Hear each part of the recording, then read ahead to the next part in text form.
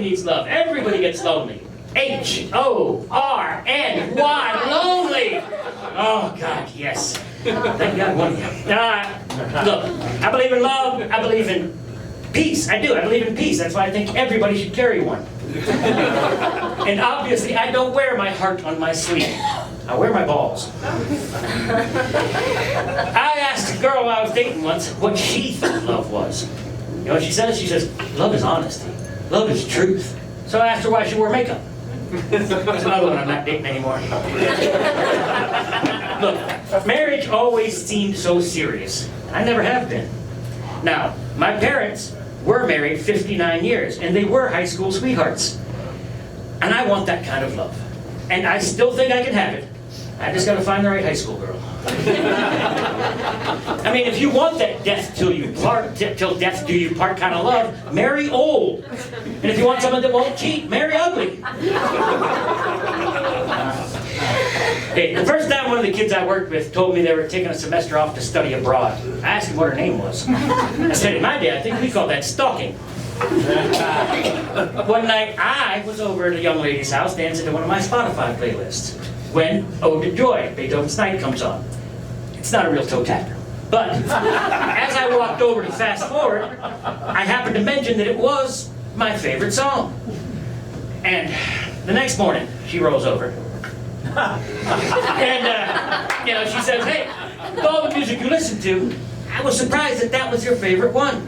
I said, well, to be honest, last night, drunk, in and on that moment, it was my favorite song. Kind of like it is with women. I wonder what she's doing now. The only smooth thing about me is my brain.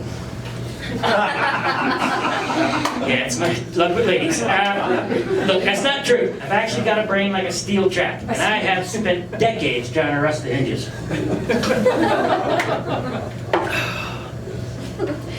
I also spent decades, I went to an EDM show with some of these kids here from work. And I wanted to do it right. So I had a young lady go with me to help pick out an outfit. Now, I have spent most of my adult life trying to get into women's pants. Turns out you can just buy them at Goodwill. That's what I wore.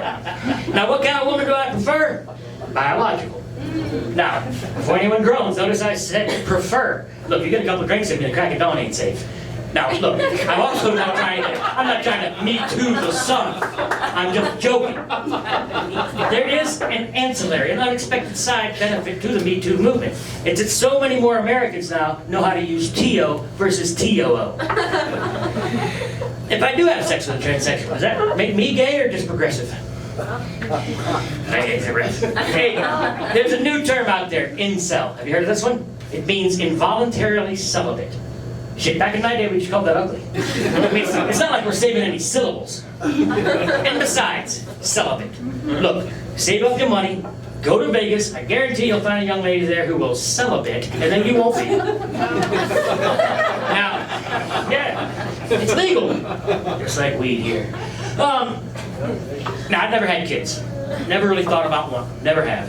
But every now and then, I'll see something on Facebook where some baby says the dog's name for the first time, the dog goes crazy licking the baby, and I think, oh man, maybe it would be cool to have kids, so I could see something like that. And then I think, I just did. And I ain't got to send that kid to college. I ain't even buying fucking Pampers. Now, I've got 2 biological brothers, but I've got a lot of friends that I've had 30 years plus, and I consider almost all of them my brothers. And hell, 8 or 10 of us are actual Eskimo brothers. Thank you, Jill. Nah, that's a good joke. I chose Jill because I don't actually know any Jills. Her real name was Joanna. Or Jonathan, I don't know. I was drunk the last 40 years. I giggle every time I fly somewhere and somebody says, call or text me when you land so I know you got there. I'm flying direct nonstop from Tampa to Denver. If we don't get there, you're going to know. We've all heard the phrase, they're in a better place. Usually at funerals or about someone's death. And I'm an atheist. And sometimes even I look around and go, yeah, they probably are. Of course, the dead know only one thing. It is better to be alive. That's a quote. I think it's Seneca. It might be Conan the Barbarian. Look, and for most people, a fear of death is pointless.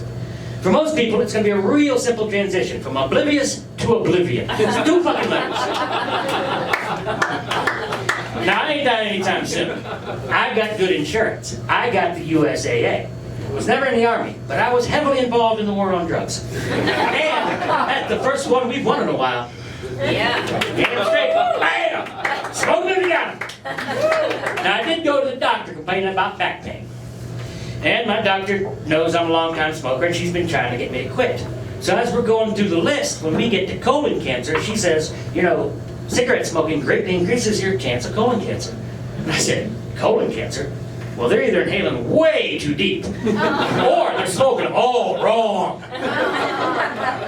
Hey, they used to give us a lollipop when we go to the dentist as a kid. I'm an adult now. Give me a nitrous balloon. Now, speaking of gases, if you don't believe CO2 buildup in the atmosphere is a problem, that's fine. That's your opinion. I would encourage you to go home and get together with 2 or 3 of your friends, or 8 because you probably drive an SUV.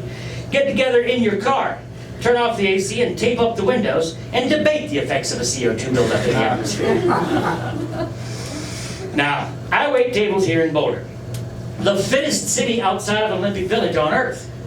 Notice I said fittest, not healthiest. I have never waited tables in a place with more goddamn food allergies and intolerances in my whole life. I mean, shit, I thought Boulder was progressive. I thought we were moving past intolerance, not inventing a new one every 2 weeks. I don't get sick. I don't have any allergies. I got the constitution of a horse. Came with a penis. Like most of you, when I was young, I wanted to travel the world, see other cultures. Now I just take Uber. Hell, last time I did drive, I got pulled over. The officer comes up and goes, "Hey, you were doing 52 and a 25. Have you been drinking?" I said, "No, officer, I'm dyslexic." He still gave me a ticket, but he laughed. You see, I'm very charming. I don't mean to be. It's just, I love everybody. I really do. If you decided to get out of bed in the morning, way to go, fucking champ. That is my standard for being happy with you. Many languages have genders for most nouns. I'm glad we invented language I'm glad we invented language back when we were still ignorant. I don't need 15 words for spoons. Oh yeah, when I was in high school, 9th or 10th grade, during the height of the drug war, several of my friends had heard that if someone trips more than 10 times in their life, they are clinically insane. Yeah, I have tripped hundreds of times on acid, and well over 100 times on mushrooms. And you know what? Turns out they were right. Now, after the Marshall Fire, I got a new start. Anybody knows me knows I love dancing. So, I was going to get dance floor. I measured my room. 9 feet from the wall to the window.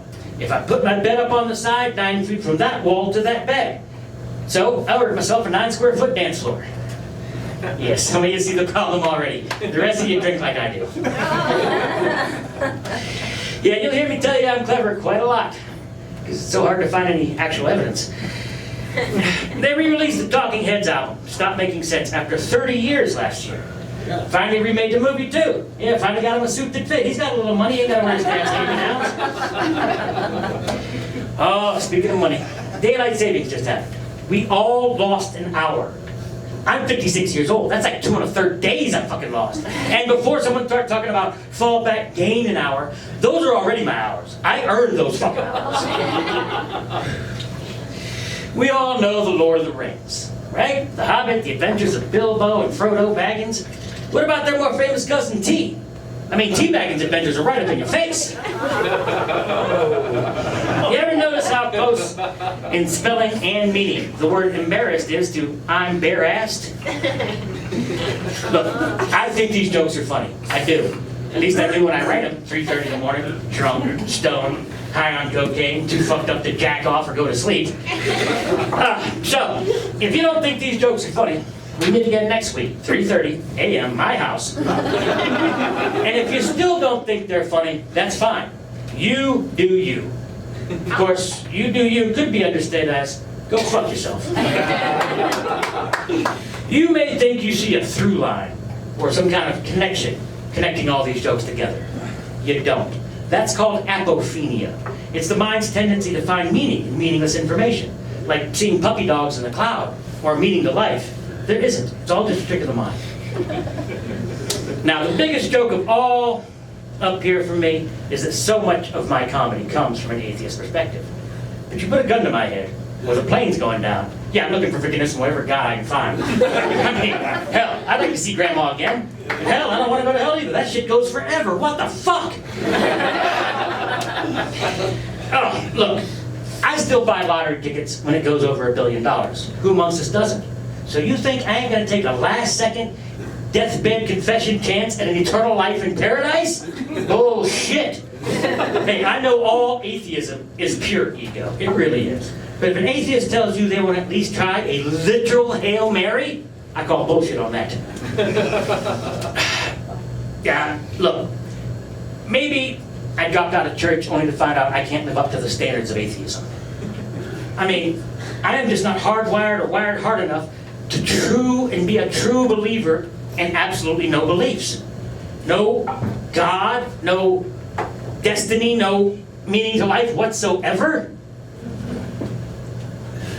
It's just so obviously true. But I still buy fucking lottery tickets.